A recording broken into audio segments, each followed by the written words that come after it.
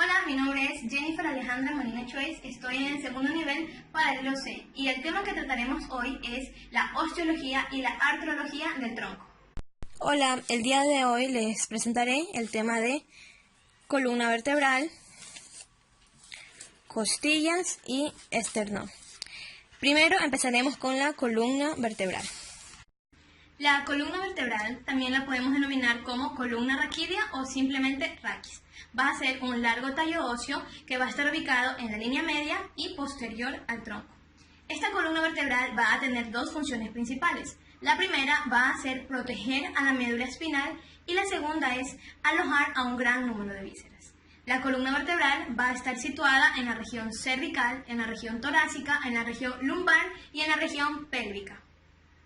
La columna vertebral está formada por una serie de elementos óseos que van a ser discoideos y superpuestos de una manera regular, denominada las vértebras.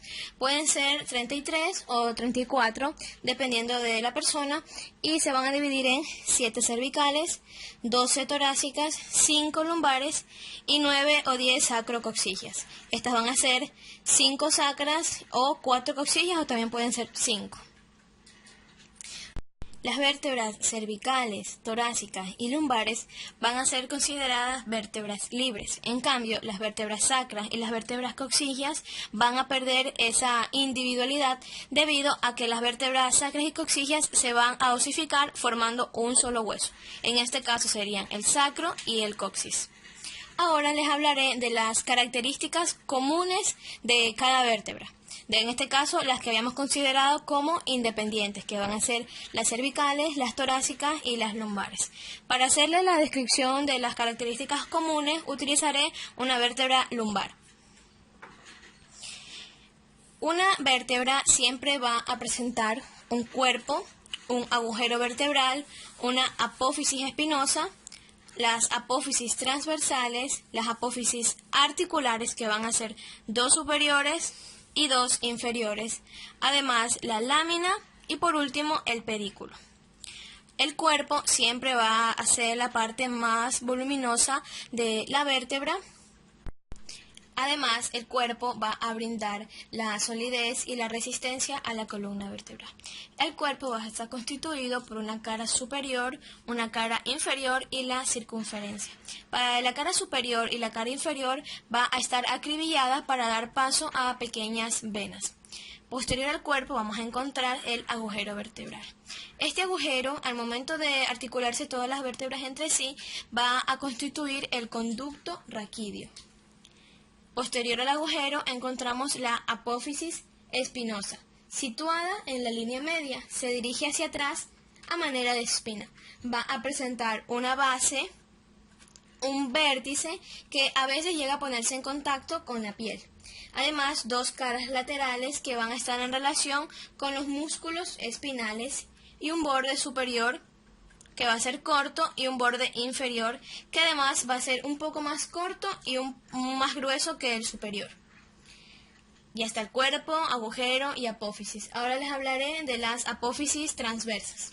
Las apófisis transversas van a ser en número de 2 y, como su nombre lo dice, se van a dirigir transversalmente. Estas aquí también van a presentar una base, un vértice, en este caso van a ser dos caras, pero esta vez anterior y posterior, y dos bordes, superior e inferior.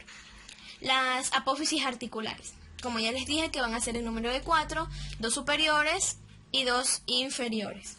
Las apófisis articulares superiores se van a articular con las carillas articulares inferiores de la anterior vértebra y las inferiores con las apófisis articulares de la vértebra subyacente. Ahora les hablaré sobre las láminas. Van a ser dos, derecha e izquierda, van a constituir la mayor parte de la pared lateral del agujero. Estas aquí van a presentar una cara anterior que mira hacia la médula espinal, una cara posterior cubierta por músculo espinal, dos bordes, uno superior y uno inferior. Además va a presentar extremos, uno interno que se confunde con la base de la apófisis espinosa y uno externo que se articula a veces, con la apófisis transversa o con las apófisis articulares. Y por último les hablaré del pedículo. El pedículo une la base de la apófisis transversa con las dos apófisis articulares correspondientes. Además, este pedículo va a formar una escotadura que al articularse con las vértebras subyacentes van a formar el agujero de conjunción, por donde salen los nervios raquídeos. Ahora aprenderemos a diferenciar una vértebra lumbar de una vértebra torácica y una vértebra cervical. Empezaremos con su cuerpo.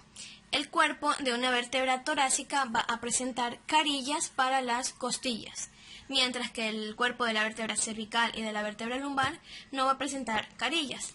Pero en la parte superior del cuerpo de la cervical va a presentar unos ganchos, que es para la articulación entre sí. Ahora les hablaré sobre el agujero vertebral. Aquí se diferencia el de la vértebra torácica, ya que va a ser redondo, mientras que el de la cervical va a ser triangular, al igual que el de la lumbar. Ambos van a ser triangulares, pero se diferencia ya que el de la cervical va a ser un lado más largo. Ahora la apófisis espinosa. Las apófisis espinosas de las vértebras cervicales van a ser bituberculadas. Las apófisis espinosas de las vértebras torácicas van a dirigirse de manera oblicua, mientras que las de las vértebras lumbares van a ser rectas. Ahora las apófisis transversas. En las cervicales van a estar agujereadas en la base y van a presentarse los agujeros transversos. En las torácicas y en las lumbares no van a presentar agujeros, pero en las torácicas estas apófisis transversas van a presentar carillas para también articularse con las costillas. Ahora las apófisis articulares superiores. En las cervicales se van a dirigir hacia arriba y hacia afuera. En las torácicas se van a dirigir hacia atrás. Y en las lumbares van a mirar también hacia atrás. Por lo tanto, las apófisis articulares inferiores de las cervicales van a mirar hacia abajo y hacia adelante. En las torácicas van a mirar hacia adelante y lo mismo en las lumbares, van a mirar hacia adelante. Ahora les hablaré de las láminas. Las láminas en las vértebras lumbares van a ser cuadriláteras, es decir, que todos sus lados van a ser iguales, mientras que en las cervicales van a ser más anchas que altas, a diferencia de las lumbares, que van a ser más altas que anchas. Y por último, los pedículos. Aquí hay un dato muy importante que en las dorsales van a presentar carillas articulares para las costillas, mientras que en las cervicales y en las lumbares no, pero hay una característica, que en las lumbares la escotadura inferior va a ser muy marcada y se puede notar aquí. Y en las vértebras cervicales ambas escotaduras van a ser igual de marcadas. Hablaré de los caracteres propios de determinadas vértebras. Empezaremos con la primera vértebra cervical, que es el atlas. El atlas va a ser más transversal que el resto de las vértebras cervicales. Va a estar formada por dos masas laterales unidas por dos arcos, uno anterior y uno posterior. Empezaremos con las masas laterales. Van a tener 6 caras, una superior, una inferior, una lateral, una medial, una anterior y una posterior. La cara superior, esta de aquí, se va a articular con los cóndilos del occipital. Va a tener una superficie cóncava.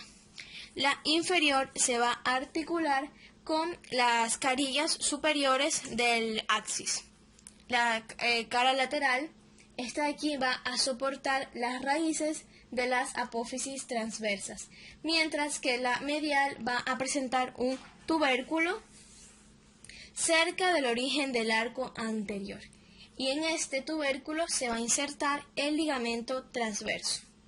Y por último, la cara anterior y la cara posterior, que ambas van a dar origen, la anterior al arco anterior y la posterior al arco posterior. Ahora les hablaré sobre el arco anterior. va a ser ligeramente arqueado y convexo anteriormente.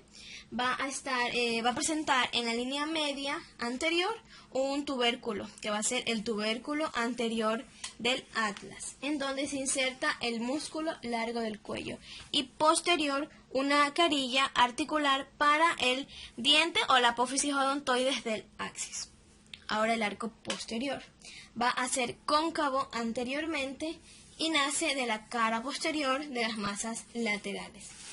En la mitad de su cara posterior va a presentar un tubérculo, en este caso va a ser el tubérculo posterior, que va a dar inserción al músculo recto posterior menor de la cabeza. Va a estar lateralmente aplanado de superior a inferior. Detrás y superior a las masas laterales hay un canal por donde pasa el primer nervio cervical con la arteria vertebral. La apófisis transversa va a ser monotuberculadas y van a ser muy salientes lateralmente. Se van a originar de la cara lateral de las masas laterales y van a formar un agujero, que es el agujero transverso. Ahora el agujero vertebral va a ser mayor en sus diámetros que el resto de las vértebras. Va a tener una parte anterior cuadrilátera y una parte posterior que va a ser redondeada, que aquí se puede apreciar, cuadrilátera y redondeada. Ahora les describiré la segunda vértebra cervical, también denominada axis. El axis va a presentar un cuerpo. Superior y medio del cuerpo vamos a encontrar al diente o la apófisis odontoides. El diente va a presentar una base, un cuello, un cuerpo y un vértice. La base va a unirla a lo que es el cuerpo de la vértebra. El cuello va a estar superior a la base, el cuerpo va a ser un engrosamiento y por último en el vértice se va a insertar el ligamento occipito odontoide, los ligamentos occipito odontoides. El diente va a presentar una carilla articular anterior y una posterior. La anterior se va a articular con el arco anterior del atlas, y la posterior se va a articular con el ligamento transverso. Ahora sí, el cuerpo. También presenta una cresta media anterior y una cara inferior que se dispone anterior para reforzar la cresta media anterior. Siguiendo con la descripción del axis, les describiré sus apófisis articulares. Estas apófisis articulares no van a estar dispuestas normalmente, sino que van a estar a cada lado del diente. Los pedículos no van a presentar una escotadura superior. Las apófisis transversas van a ser cortas y su vértice no va a estar bifurcado. Las láminas van a ser mucho más gruesas. La apófisis espinosa va a ser voluminosa y va a terminar bifurcada. Y por último, el agujero vertebral va a tener forma triangular.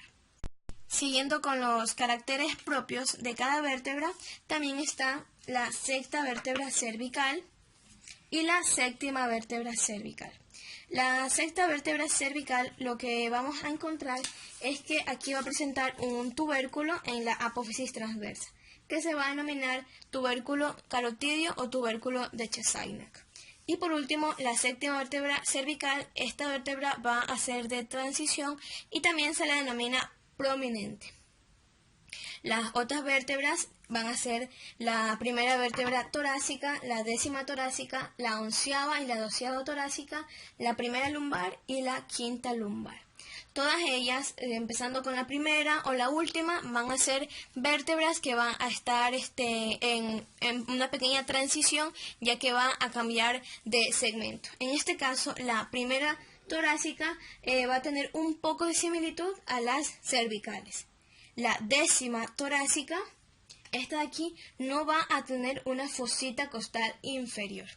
La 11 y la 12 solo van a tener una fosita completa que va a estar a cada lado del cuerpo. La primera lumbar, su apófisis costal está menos desarrollada que la demás, porque en este caso va a ser una vértebra de transición. Y por último, la quinta vértebra lumbar, la altura del cuerpo es mucho mayor anterior que posterior y las apófisis articulares inferiores van a estar más separadas de lo normal. Esta de aquí, la parte anterior, va a ser mucho más gruesa porque va a formar el promontorio con el hueso sacro. Hablando del hueso sacro, como ya se les había mencionado, las vértebras sacras no iban a ser independientes y se iban a fusionar formando un solo hueso, el sacro. El hueso sacro va a ser aplanado de delante hacia atrás. Va a ser más voluminoso por arriba que por abajo y va a ser mucho más ancho en la mujer que en el hombre. Va a formar con la quinta lumbar el promontorio. Ahora les describiré sus caras. Va a tener una cara anterior, una cara posterior y las caras laterales, además de una base y un vértice. Primero, la cara anterior. Va a ser cóncava, transversal y verticalmente. Presenta en la línea media una columna por la superposición de las vértebras sacras. Va a tener líneas transversales que van a ser los vestigios de la articulación entre ellas y además al terminar estas líneas vamos a encontrar los agujeros sacros que van a ser 4 a cada lado y por fuera de estos agujeros vamos a encontrar canales. Ahora les describiré la cara posterior. Va a ser convexa y en la línea media va a presentar la cresta sacra. Esta de aquí se va a bifurcar y va a formar lo que es el hiato sacro. Ahora sus caras laterales. Este de aquí van a tener dos segmentos, un segmento superior y un segmento inferior. El segmento superior va a ser ancho y corresponde a la primera y a la segunda vértebra sacra. Presenta una cara auricular, que es la que podemos ver aquí, una cara auricular, denominada así por su similitud a una oreja, y se articula con el hueso coxal. Posteriormente vamos a encontrar a la fosa cribosa. Ahora su segmento inferior, este de aquí va a corresponder a las tres últimas vértebras sacras y va a ser un borde grueso y además va a presentar rugosidades para los ligamentos sacrotuberosos y sacroespinosos. Ya les hablé de sus caras, ahora les voy a hablar de su base y de su vértice. Su base va a estar, vamos a estudiar en ella primero de la línea media y luego sus partes laterales. En la línea media va a presentar la carilla articular, el orificio superior del conducto sacro y la cresta sacra. Ahora, a los lados de la línea media vamos a encontrar una superficie triangular que se va a denominar el ala del sacro. Además vamos a encontrar las apófisis articulares del sacro y por último las escotadoras del sacro. Ahora su vértice, este de aquí, se va a articular con el coxis y va a ser una superficie elíptica. Ahora les hablaré un poco del conducto sacro, que este de aquí va a ser la parte inferior del conducto vertebral. Y era lo que yo les había hablado antes, que era esta parte de la cresta media sacra que se bifurcaba y formaba el hiato sacro. Ahora les hablaré un poco del coxis. El coxis va a ser un hueso impar situado en la línea media. Va a estar aplanado de delante a atrás y va a tener una forma triangular. Va a presentar caras, base, vértice y bordes. Primero les hablaré de sus caras. Una cara anterior que va a ser cóncava y una cara posterior que van a ser convexas. En estas caras se van a ver las líneas de la osificación de las vértebras coxígeas. Ahora les hablaré de la base, que va a estar ubicada en la parte superior, con una carilla elíptica para articularse con el hueso sacro. Su vértice va a estar formado por un tubérculo óseo que va a estar desviado, puede ser hacia la derecha o hacia la izquierda. Y va a tener sus bordes, que estos aquí van a ser oblicuos y prestan inserción al ligamento sacroiliaco mayor y el músculo isquiocoxígeo. Hemos terminado con columna vertebral. Siguiendo con el tema, nos toca esternón y las costillas. Empezaremos con el esternón. El esternón va a ser un hueso alargado de superior a inferior y va a estar aplanado de anterior a posterior. Va a estar situado en la parte anterior y media del tórax. Anteriormente va a estar formado por las esternebras. Va a presentar una cara anterior, una cara posterior, los bordes, un extremo superior y un extremo inferior que aquí no se lo puede observar. Empezaremos con la cara anterior. La cara anterior va a ser convexa de superior a inferior. Va a presentar crestas transversales que van a ser el resultado de la fusión de las esternebras. La unión entre el manubrio y el cuerpo se va a denominar ángulo de Lewis. Me olvidaba decirles que el esternón va a estar formado por un manubrio, un cuerpo y una apófisis sifoides. Ahora sí, la cara posterior, esta de aquí, va a ser cóncava y lisa. Va a presentar crestas similares a la anterior por la fusión de las esternebras, pero aquí se van a poder apreciar mucho menos. Ahora les hablaré sobre los bordes. Cada borde presenta 7 escotaduras costales, articulares, con los 7 primeros cartílagos costales. La primera, en la parte superior del borde lateral del manubrio. La segunda, entre la unión del manubrio y el cuerpo. Las escotaduras costales van a estar separadas entre sí por 6 escotaduras intercostales. Ahora les hablaré sobre sus extremos, el superior y el inferior. El extremo superior va a presentar 3 escotaduras. La escotadura media, que va a ser la escotadura yugular, y las laterales se orientan superior y lateral, y estas de aquí van a ser la escotadura clavicular. Ahora sobre su extremo inferior, que aquí no se puede observar, que va a ser la apófisis sifoides. A veces va a estar un poco desviada y con frecuencia va a ser cartilaginosa. A veces también va a estar perforada por un agujero y va a ser de forma variable. En esta imagen se puede observar mucho mejor a la apófisis sifoides. Bueno, hemos terminado con esternón, ahora siguen las costillas. Las costillas van a ser huesos planos y alargados. Va a tener la forma de arcos aplanados de lateral a medial. Van a ser 12 a cada lado. Hay costillas verdaderas, costillas falsas y costillas flotantes. Las costillas verdaderas van a estar unidas al esternón por un cartílago costal. Las costillas falsas no van al esternón, sino que se unen por medio de un solo cartílago. Y por último, las costillas flotantes que nunca van a llegar al esternón. Ahora les hablaré sobre las características generales de una costilla. Pues la dirección va a ser de concavidad medial, que no va a ser regular. Va a presentar ángulos posterior y un ángulo anterior. Y una costilla va a tener 3 curvaturas. La primera sobre las caras, la segunda sobre los bordes y la tercera va a ser una curvatura axial. El cuerpo presenta una cara lateral, una cara medial, un borde superior que va a ser romo, un borde inferior que va a ser delgado y rugoso, y un extremo posterior que va a presentar una cabeza, un cuello y un tubérculo. La cabeza forma un ángulo diedro, el tubérculo va a presentar eminencias y el cuello va a estar entre la cabeza y el tubérculo. Aquí estaría el cuello.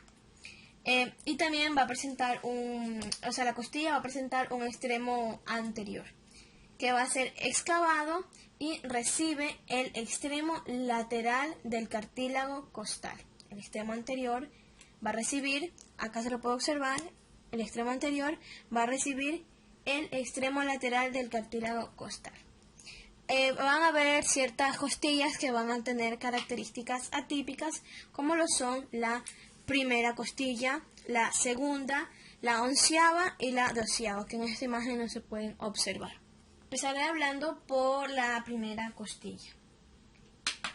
La primera costilla va a ser más ancha y más corta. Va a tener una cara superior que va a presentar el tubérculo de Lisfranc para el músculo escaleno anterior. El tubérculo está limitado por un surco anterior que va a ser el surco de la vena subclavia y uno posterior que es el surco para la arteria subclavia. Esta costilla también va a presentar un extremo posterior que va a corresponder a lo que es el tubérculo, la cabeza y el cuello. Ahora les hablaré sobre la segunda costilla. La segunda costilla va a tener una orientación oblicua, va a tener la cara lateral que va a ser rugosa para el músculo escaleno posterior y para el músculo serrato anterior. Va a tener también una segunda inserción que es para el segundo músculo elevador de las costillas y se va a insertar en el borde superior del cuello. Otra característica de esta costilla es que no va a presentar un surco costal. Hablando de las costillas número 11 y 12, es que estas de aquí no van a tener un tubérculo y su cabeza va a tener una sola carilla articular. Y para diferenciar la 11 de la 12, es que la 12 no va a tener un surco costal ni tampoco va a tener un ángulo. Continuando con el tema, nos toca ver esqueleto de la pelvis. Para hablar un poco de esqueleto de la pelvis, vamos a poder estudiar que va a presentar una abertura superior que va a estar dividida en dos partes. Una superior, o también denominada pelvis mayor, y una inferior denominada pelvis menor. La pelvis mayor, las paredes de la pelvis mayor van a estar formadas por las fosas ilíacas y las alas del sacro, mientras que la pelvis menor está limitada anteriormente por la cara posterior de la sínfisis del pubis y por la cara interna del marco óseo del agujero obturado. Con el estudio de la pelvis, ahora les hablaré sobre las dimensiones de la pelvis, ya que van a variar en la mujer y en el hombre. Por ahora les hablaré sobre las dimensiones de la pelvis en la mujer. Vamos a estudiar de tres límites. Primero vamos a estudiar las dimensiones de la abertura superior. El diámetro anteroposterior será de 11 centímetros. El diámetro transverso máximo va a ser de 13,5 centímetros. Y por último, los diámetros oblicuos serán de 12 centímetros. Ahora, el estrecho medio, vamos a encontrar aquí dos medidas. El diámetro anteroposterior, que será de 12 centímetros. Y por último, el diámetro transverso, que también será de 12 centímetros. Ahora, la tercera medida va a ser sobre su abertura inferior. Aquí vamos a encontrar dos medidas más, que va a ser el diámetro anteroposterior, que van a ser de 7 a 10 centímetros, y el diámetro transverso, que serán 12,5 centímetros. Ahora les hablaré sobre las variaciones de la pelvis según el sexo.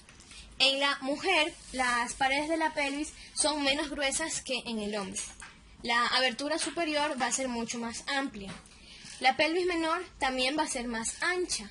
La sínfisis del pubis es menos alta y también la concavidad de la pared posterior o sacrocoxigia es más acentuada. A continuación les hablaré sobre las articulaciones del tronco. Para poder estudiar las articulaciones del tronco va a ser conveniente dividirlas en tres grupos. El primero van a ser las articulaciones de la columna, el segundo las articulaciones de la pelvis y el tercer grupo van a ser las articulaciones del tórax. Siguiendo con las articulaciones, vamos a empezar con las articulaciones de la columna vertebral. En esta imagen podemos observar algunas de las articulaciones de la columna vertebral, como lo son las articulaciones atlanto-occipitales, las articulaciones atlanto-axoideas, las articulaciones uncovertebrales, las articulaciones cigapofisarias y las articulaciones intervertebrales. Ahora les hablaré un poco de cada una de ellas. Empezamos con las articulaciones de los cuerpos vertebrales entre sí. Van a ser articulaciones cartilaginosas de tipo sínfisis, cuyas superficies articulares van a ser la cara inferior de un cuerpo vertebral con la cara superior del cuerpo vertebral subyacente. Y los medios de unión van a ser los discos intervertebrales y los ligamentos. Otro tipo de articulación van a ser las articulaciones siga-apofisiarias, que no van a ser más que las articulaciones entre las apófisis articulares. Estas articulaciones a nivel cervical y a nivel torácico van a ser planas y a nivel lumbar van a ser trocoides. Y las superficies articulares de las articulaciones siga-apofisiarias van a ser apófisis articulares de la vértebra superior con la apófisis articular de la vértebra inferior.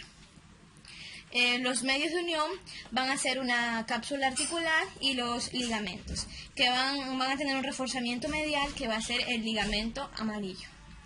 Otro tipo de articulación van a ser la unión de las láminas de los arcos vertebrales. Las láminas van a estar unidas entre sí desde el axis hasta el sacro por ligamentos amarillos. Ahora vamos a ver la articulación de las apófisis espinosas. Vamos a encontrar aquí dos ligamentos, el ligamento interespinoso y el ligamento supraespinoso. Ahora, continuando, vamos a estudiar la unión de las apófisis transversas. Estas de aquí van a estar unidas mediante ligamentos intertransversos. En la porción cervical van a estar sustituidos por los músculos intertransversos. En la región torácica unen los vértices de las dos apófisis transversas vecinas y en la región lumbar van a ser muy desarrollados.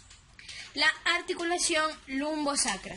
Esta articulación va a ser similar a la articulación de los cuerpos vertebrales.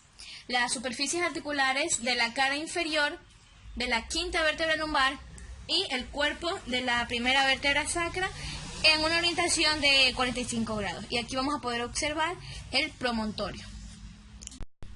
Los ligamentos de la articulación lumbosacra van a ser los ligamentos intertransversos. Estos van a ir desde la apófisis transversa de la quinta vértebra lumbar a la porción anterolateral de las alas del sacro. Siguiendo con las articulaciones, vamos a estudiar la articulación sacrocoxigia. Esta de aquí va a ser una articulación cartilaginosa y las superficies articulares van a ser elípticas. Por parte del sacro va a presentar una superficie convexa y por parte del coxis va a presentar una superficie cóncava. Van a presentar ligamentos anteriores, posteriores y laterales. Ahora la articulación mediocoxigia.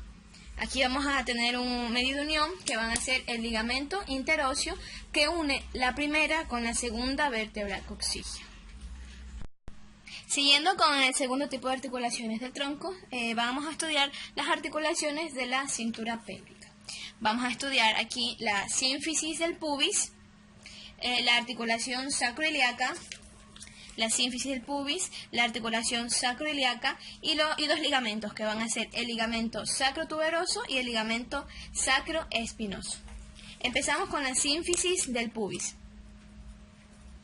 Esta articulación va a ser cartilaginosa de tipo sínfisis y las superficies articulares van a ser el borde medial del pubis. Sus medios de unión van a ser un disco interpúbico, que este disco va a ser de fibrocartílago.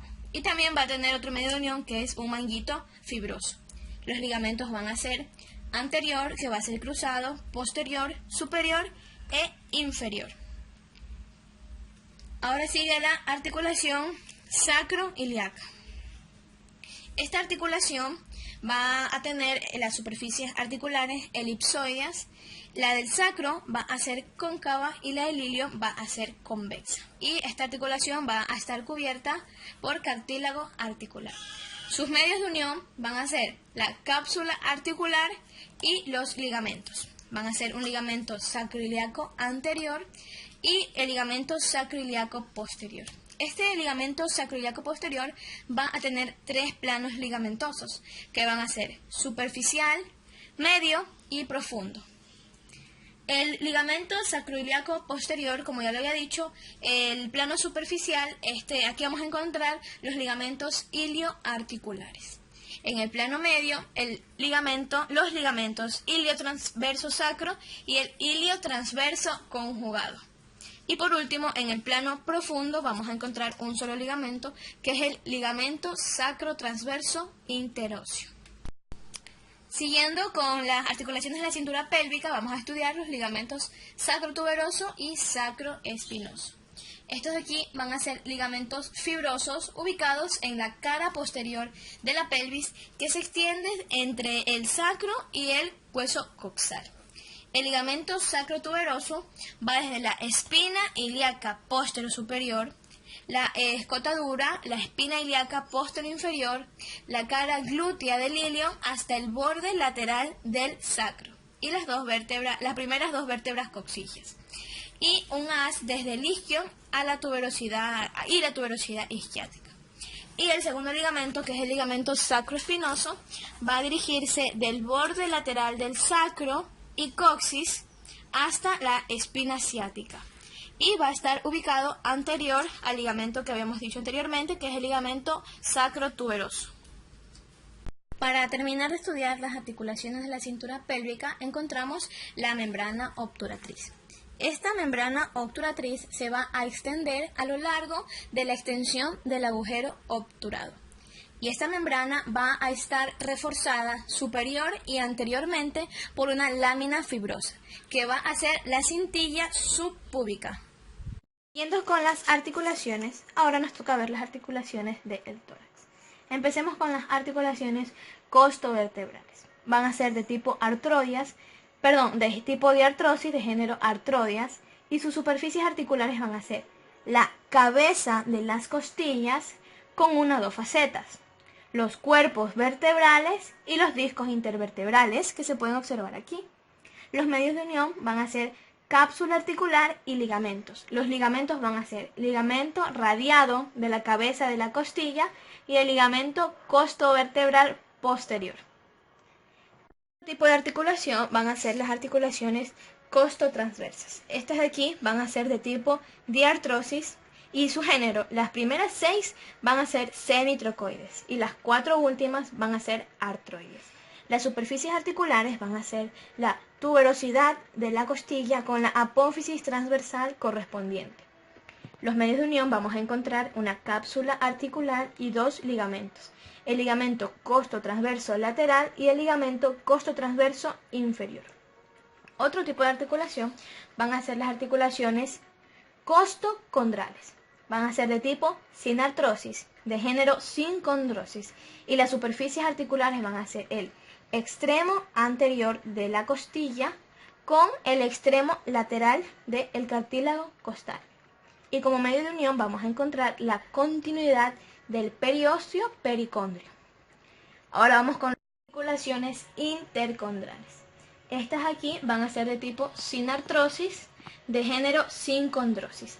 Y las superficies articulares van a ser los bordes contiguos de unión de los cartílagos 6,7 y 7,8. El medio de unión va a ser el manguito capsular, que va a estar constituido por pericondrio. Ahora veremos las articulaciones esternocostales. Los cartílagos costales del segundo al séptimo se van a unir al esternón. El esternón va a presentar lateralmente pequeñas escotaduras para cada cartílago costal. Va a estar rodeado por una cápsula articular y va a estar reforzada por ligamentos, los cuales van a ser 3. El ligamento externo costal radiado anterior, el ligamento externo costal radiado posterior y por último el ligamento externo costal intraarticular. Ahora veremos la sincondrosis del esternón. El esternón va a estar formado por 3 piezas que van a ser el mango o manubrio, el cuerpo y la apófisis sifoides. Vamos a encontrar 2 sincondrosis, la sincondrosis manubrio external y la sincondrosis sifo-external. La primera es una anfiartrosis. Van a estar unidas por cartílago y cubiertos de adelante hacia atrás por una lámina fibrosa que se continúa con el periósteo. Y la segunda, esta de aquí, es una sincondrosis. Une el cuerpo y la apófisis sifoides por una capa de cartílago. Ahora encontraremos la articulación esternoclavicular. Esta de aquí va a unir al esternón, la clavícula y el primer cartílago costal. Esta articulación va a ser de tipo en silla de montar y los medios de unión van a ser una cápsula articular y va a estar reforzada por ligamentos esternoclaviculares anterior y posterior. El superior va a tener 2 porciones y también vamos a encontrar uno inferior. Gracias por su atención.